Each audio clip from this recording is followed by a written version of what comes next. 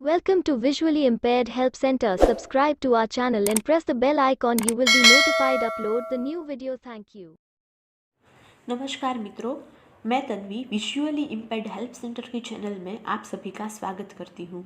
दोस्तों, हम दिव्यांग जन अधिकार अधिनियम 2016 का अध्ययन कर रहे हैं और आज हम उसके 5वें अध्याय का अध्ययन करेंगे। तो ज़्यादा वक्त न लेते हुए शुरू करते हैं। अध्याय 5 सामाजिक सुरक्षा, स्वास्थ्य, पुनर्वास और आमोद प्रमोद। 24वां मुद्दा सामाजिक सुरक्षा।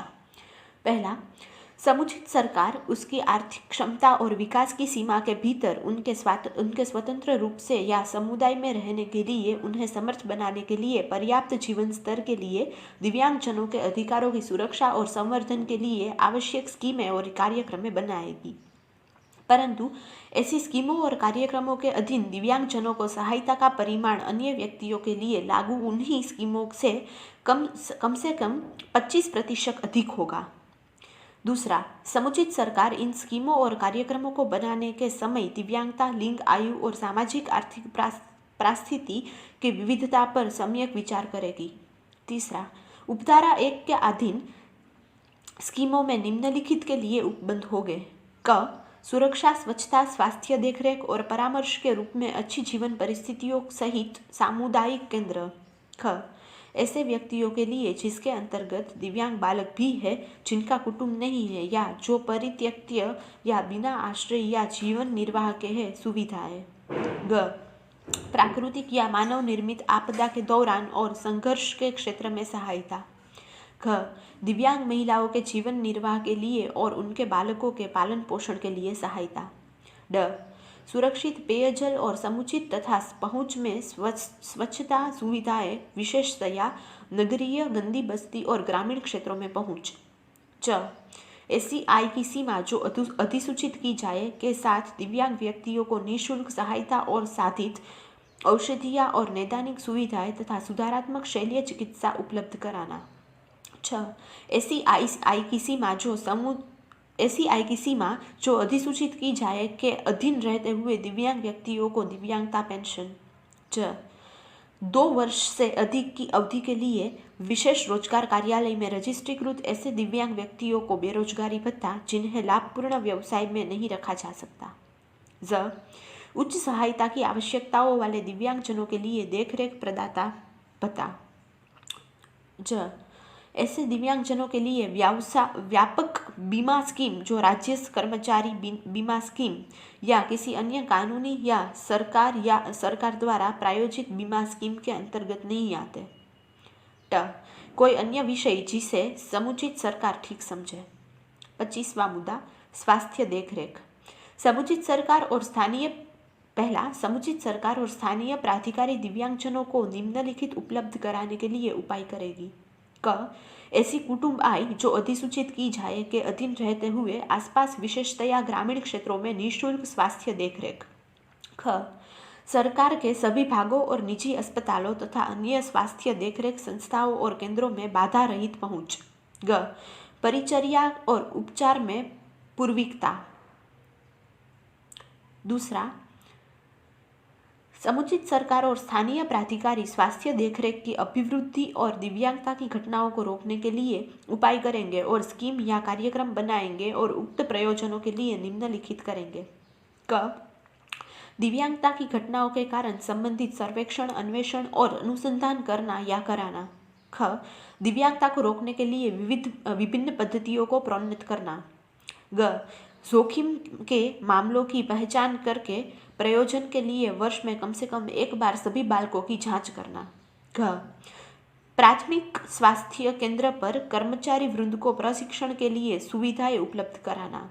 ड, जागरूकता अभियान प्रायोजित करना या कराना और साधारण आरोग्य, स्वास्थ्य और स्वच्छता के लिए जानकारी का प्रसार करना या कराना। च, माता और बालक की प्रसव पूर्व, प्रसव के दौरान और प्रसव के पश्चात देखरेख के लिए उपाय करना।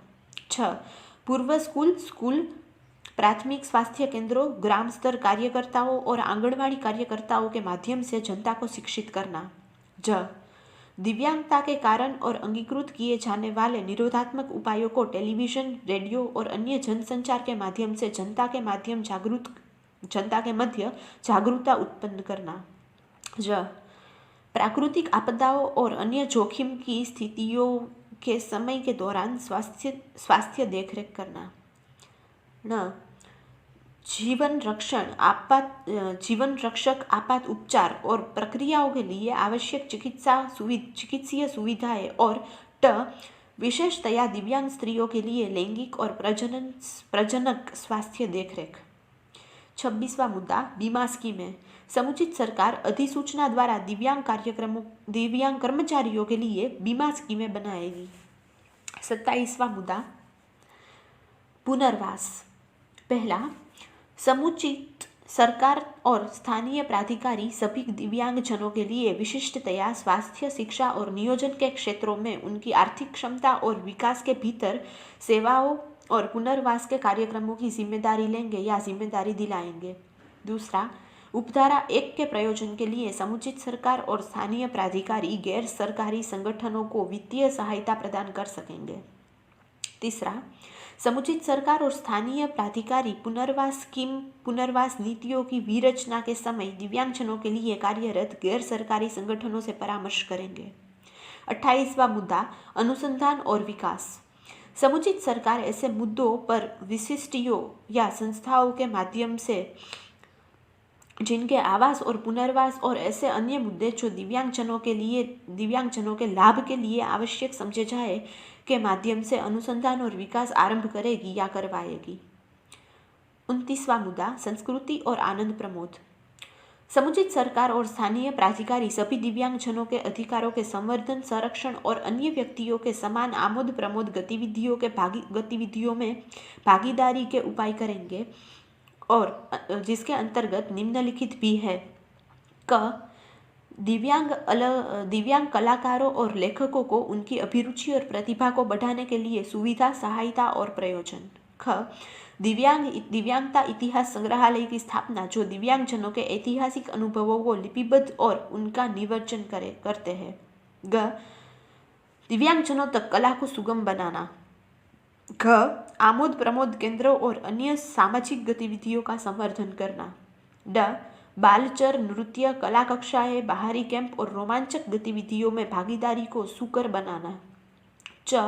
दिव्यांगजनों के लिए पहुंच और भागीदारी को समर्थ बनाने के लिए सांस्कृतिक और कला विषयों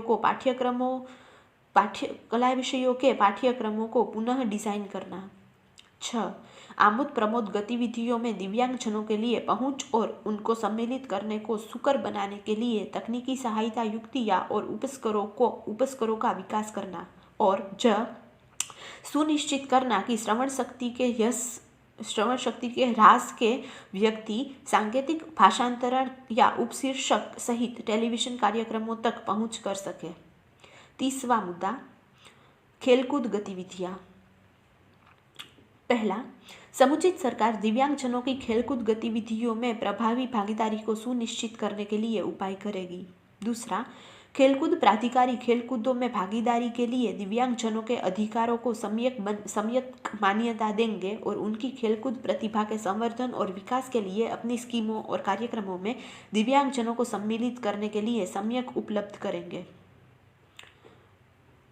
तीसरा, उपधारा 1 और उपधारा 2 में अंतर्विषित उपबंधों पर प्रतिकूल प्रभाव डाले बिना समुचित सरकार और खेल प्राधिकारी निम्नलिखित उपाय करेंगे। सभी खेलकूद गतिविधियों में दिव्यांगजनों की पहुंच समावेशन और उनकी भागीदारी को सुनिश्चित करने के लिए पाठ्यक्रमों और कार्यक्रमों की पुनर्संरचना। दिव्यांगजनों के लिए सभी खेलकूद गतिविधियों और अवसंरचनात्मक सुविधाओं का पुनः डिजाइन और उसमें सहायता। सभी दिव्यांगजनों के लिए अंतःशक्ति, प्रतिभा, सामर्थ्य और योग्यता बढ़ाने के लिए तकनीक का विकास। सभी दिव्यांगजनों के लिए प्रभावी भागीदारी सुनिश्चित करने के लिए सभी खेलकूद गतिविधियों में बहुसंवेदी आवश्यकताएं और विशेषताएं प्रदान करना। दिव्यांगजनों के प्रशिक्षण के लिए अत्याधुनिक खेलकूद सुविधाओं के विकास के लिए निधियों का आवंटन करना। और दिव्यांगजनों के लिए दिव्यांगता विनिर्दिष्ट खेलकूद आयोजनों को संवर्धित करना और आयोजित करना तथा ऐसे खेलकूद प्रतियोगिताओं के विजेताओं और अन्य भागीदारों को भी पुरस्कार देने के लिए सुकर बनाना। तो मित्रों, अध्याय 5 यहाँ पर खत्म होता है। धन्यवाद। जय भारत।